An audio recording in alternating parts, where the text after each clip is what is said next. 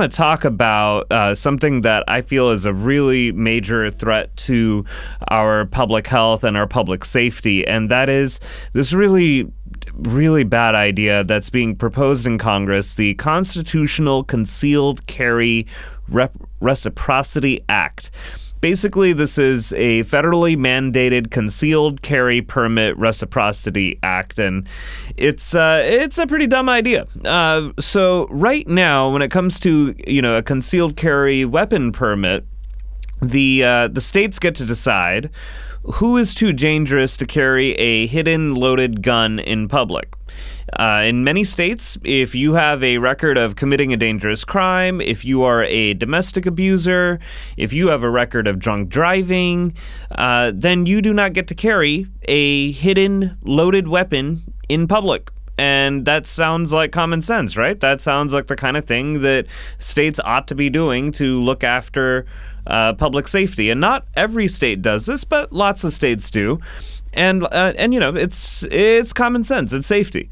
Now, the dumb idea that's being proposed in Congress is that those states with really, really weak gun laws that let any dangerous person or any really awful person that you would never want to carry a concealed weapon in public, Congress is saying that if they have a permit from one of those states with really weak laws, then the states with the really strong laws, the states with the really safe laws, have to respect and allow the permit from the state with the really weak laws. So that's basically what concealed carry reciprocity means. It's going to be basically the federal government forcing states with very strong gun laws to adopt and accept the gun permits from the states with the really weak gun laws. And as you can imagine, this is a pretty dangerous scenario to have going on in our country. But just to kind of help things hit home, I want to talk about the Everytown for Gun Safety report that just came out. These guys did a fantastic job writing about why it's so dangerous to force states to recognize concealed carry permits from other states with really weak and really loose gun laws. And I thank everybody at the Everytown for Gun Safety organization. I think you guys did a fantastic job with this report. I'm really proud to be wearing the shirt. And I admire that a lot of the work that you guys do, because you're compiling the data from public health organizations, from law enforcement, from our judiciary system, and they're really making such an excellent evidence-based case for why a variety of really dangerous, dumb gun law ideas are just that dangerous. And they've done the same right now for this federal mandatory concealed carry gun permit reciprocity.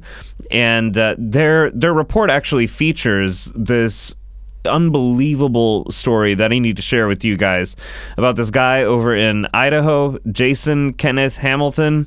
He is right at the beginning of Everytown for Gun Safety's report, and he is a textbook example of why we cannot be allowing states with weak gun laws to send weak permits to states with really strong gun laws. So here's Hamilton's story. In 1991, he was 21 years old, and Hamilton was charged with domestic abuse. On a lot of different occasions over the years, he got charged with aggravated assault, drug possession, pulling a gun on his landlord and threatening to blow his effing head off, and killing an ex-girlfriend's puppy, whose back he broke after picking it up by its leash, choking the dog, and kicking it. In June 2006, he was convicted of domestic battery for strangling his live-in girlfriend. The jury in the strangulation case, this is an Idaho jury, actually wrote to the judge requesting that the lengthiest sentence be made possible on Hamilton. All right, so having this conviction made Hamilton legally prohibited from owning firearms under federal law, okay? But because of the way that we live with federalism, right? So we've got both federal and state gun laws, and Hamilton was able to acquire several guns under his state law, not several guns. And because of the weak permitting system in Idaho, this guy, who is a card-carrying Aryan Nations member, I kid you not, the guy paid membership to the Aryan Nations, this guy is able to obtain a state permit to carry a concealed firearm. So he is actually following Idaho state law. He has a legal permit to carry a concealed weapon, a hidden weapon, out in public. This is exactly the kind of person that we would not want, doing this kind of thing, but in Idaho, this is all right. All right, less than a year after Hamilton's domestic violence conviction, and while holding his Idaho concealed carry permit, Hamilton goes on a shooting rampage. He fatally shot his wife. Side note. This piece of dirt right here has marriage rights. This guy has, dog killing, puppy killing, gun nut, has marriage rights, but some people are catching feelings about gay people having marriage rights. This guy gets to get married legally. Law-abiding gay people don't get to get married. You got, okay, we're going to come back to the story, but that was an important side note. All right, so, okay, Jason Kenneth Hamilton shoots his wife, then goes to the courthouse where she had been working, and he starts firing away where, and when police responded, he shot and killed a police officer. He tries to run away. He runs to a church that's across the street from the courthouse, and he shoots and kills the church sexton, and then Jason Kenneth Hamilton committed suicide.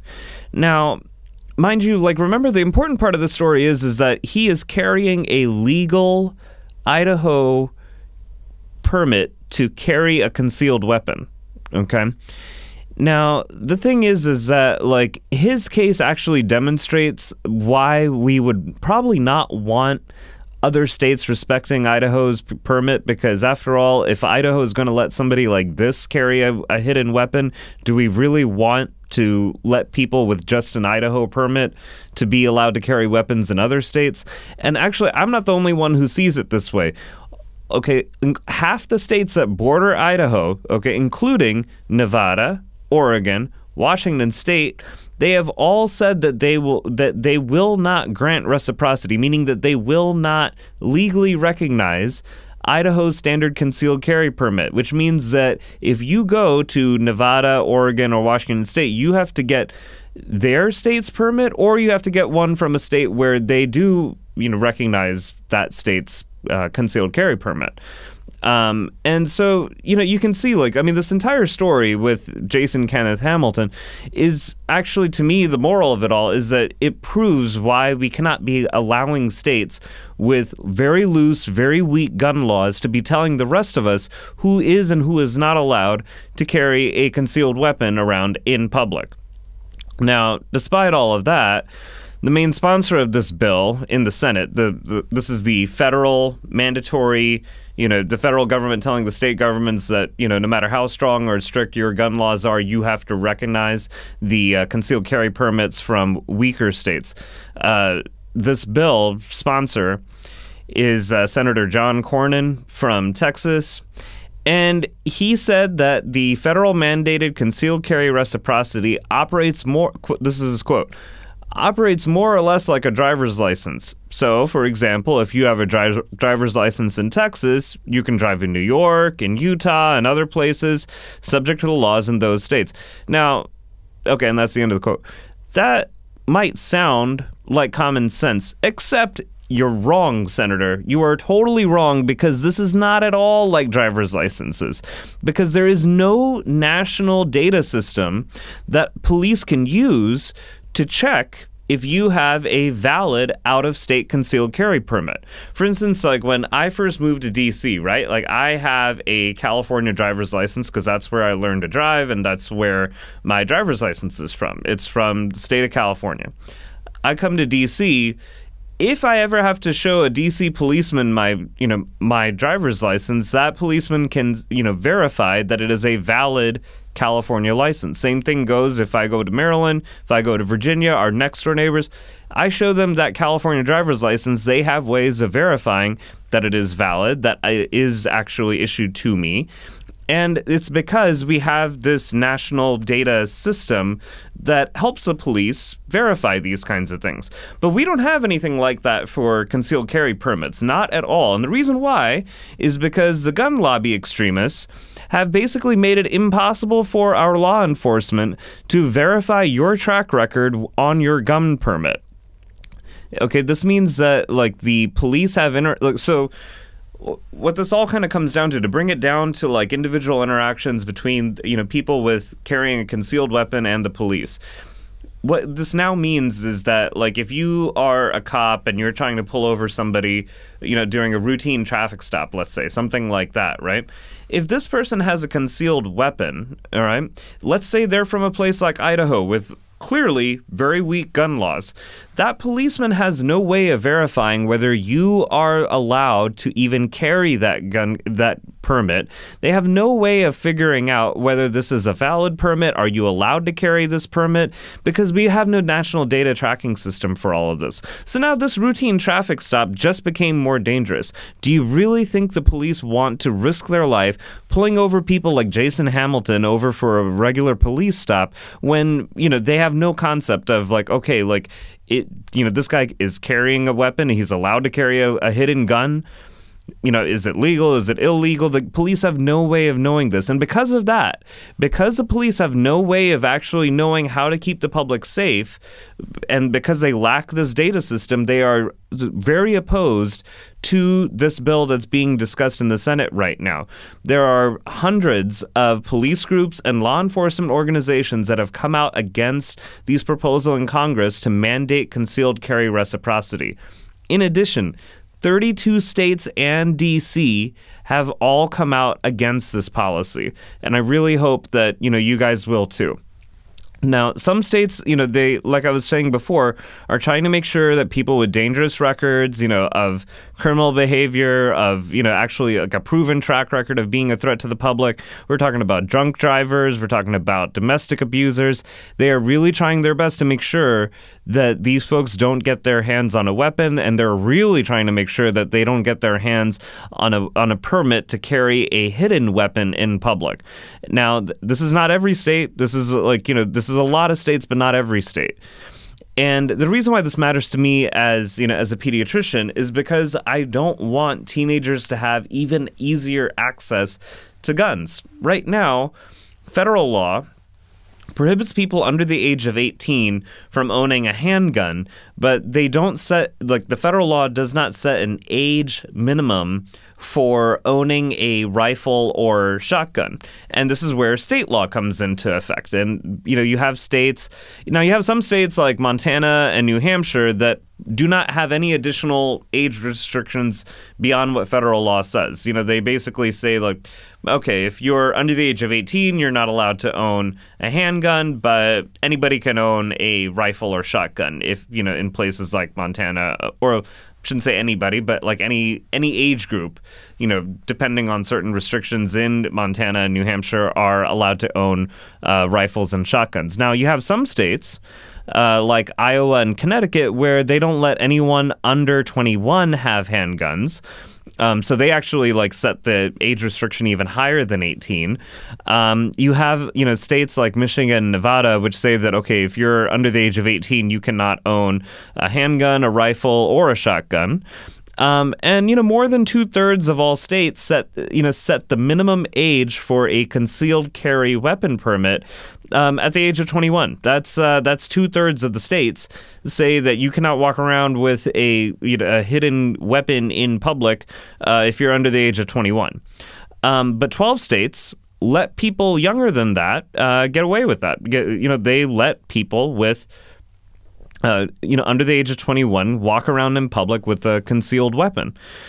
And, so this is why it's concerning to me as a pediatrician. I don't really believe that teenagers, have the right judgment to, be making these kinds of calls of carrying, weapons in public. And I don't believe it should be any easier for them to, get guns than it is already. Now, some members of Congress and the lobbyists from, the NRA and other gun industry groups, they're trying to really oversimplify this issue by equalizing the Second Amendment gun rights to other rights like freedom of speech and freedom of religion. In fact, there was this guy, Eric Pratt. He's a spokesman for the Gun Owners of America. If you want to talk about an extremist gun lobby group that is out of touch with all kinds of common sense and safety, you've got the Gun Owners of America and their spokesman, Eric Pratt, who said, freedom of speech and freedom of religion doesn't stop when you leave the state, and neither should the Second Amendment. That's his quote.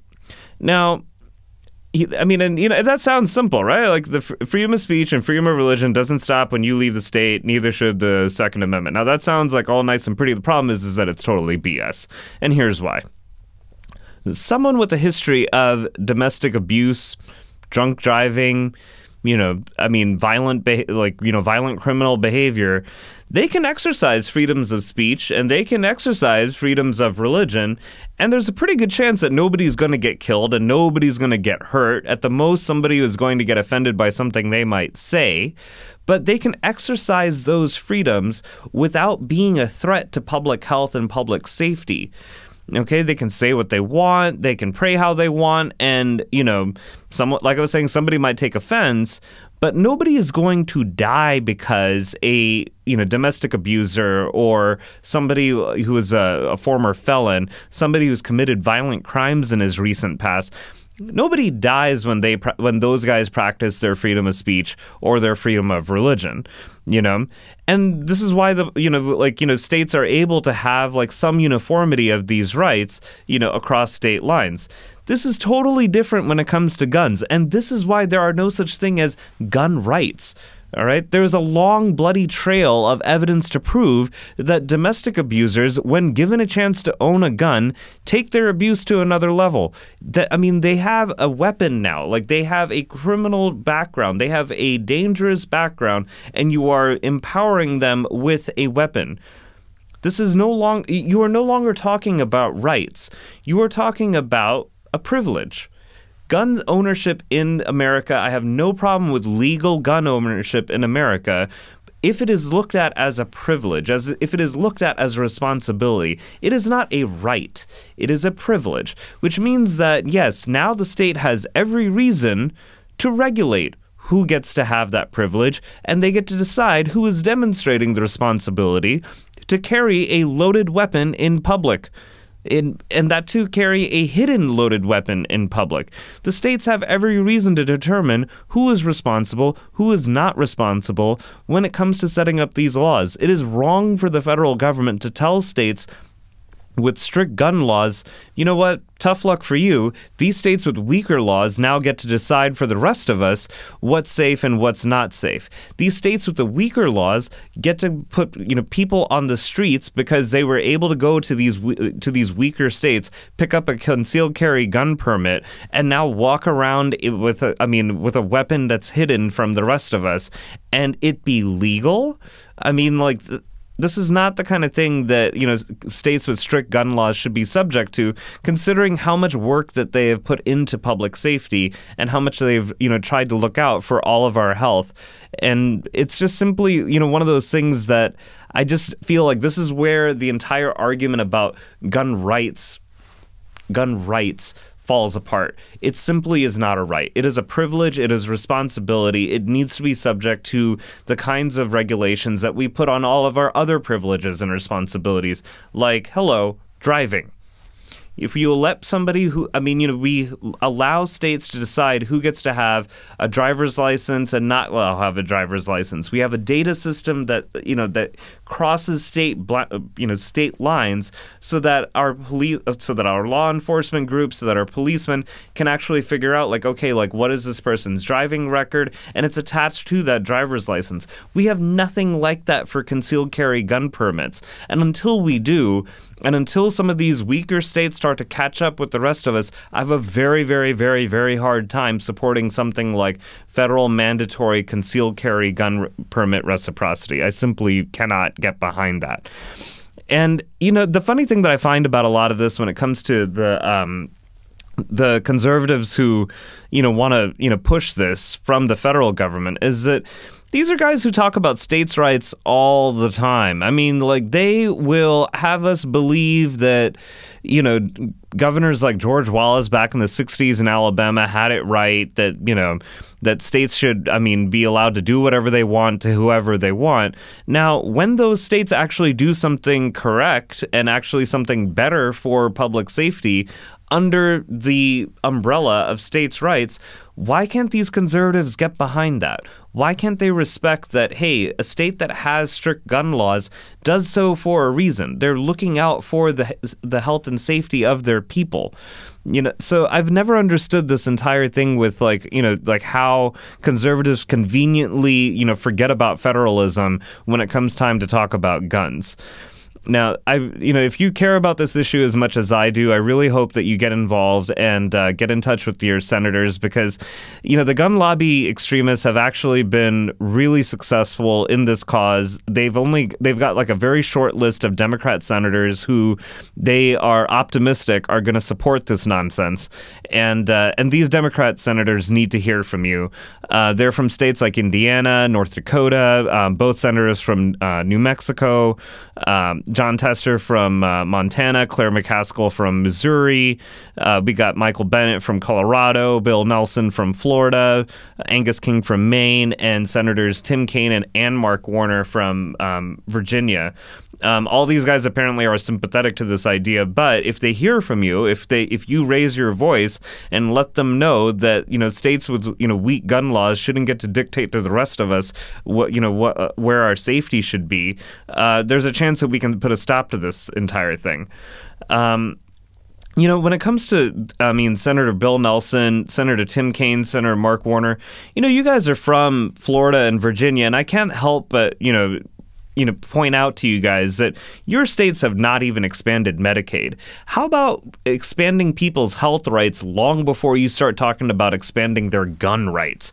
I mean, for real, you know, maybe it's time that we actually look at, like, what rights we need in 21st century America to survive, to thrive, to be safe, to be healthy. I mean, like, I would think that expanding Medicaid is far more important than expanding gun rights. And it's high time that, you know, you guys got back in touch with your governors, with your state legislatures, and make something like that happen. Allowing states with, like, weak gun laws to send people with, you know, with concealed carry permits back to these home states, you know, you're just begging for trouble, and you don't even have a health system set up to help the people who are going to get hurt from this kind of thing. You know, how about we put aside this nonsense about gun rights and actually work on expanding the health rights of our fellow Americans? Senators, this is within your reach, and I really hope that you second-guess your support for concealed carry gun permit reciprocity. It's simply the wrong way to go. Okay. So I've been on that rant for a little while, and, you know, I really want to thank once again the people at Everytown for Gun Safety for writing that report. We're going to put a link to that report in the comment section under the video right here, and I'm going to, you know, more than likely be writing this up on the Huffington Post, and you'll see a link to it on that article when this video and that article go up. It's time to, you know, tweet your senators, write to them on Facebook, email them, you know, put in the phone calls, let them know that, you know, this is a kind of, you know, dangerous gun policy that America just doesn't need right now, that we really need to be working on people's health rights, not their gun rights.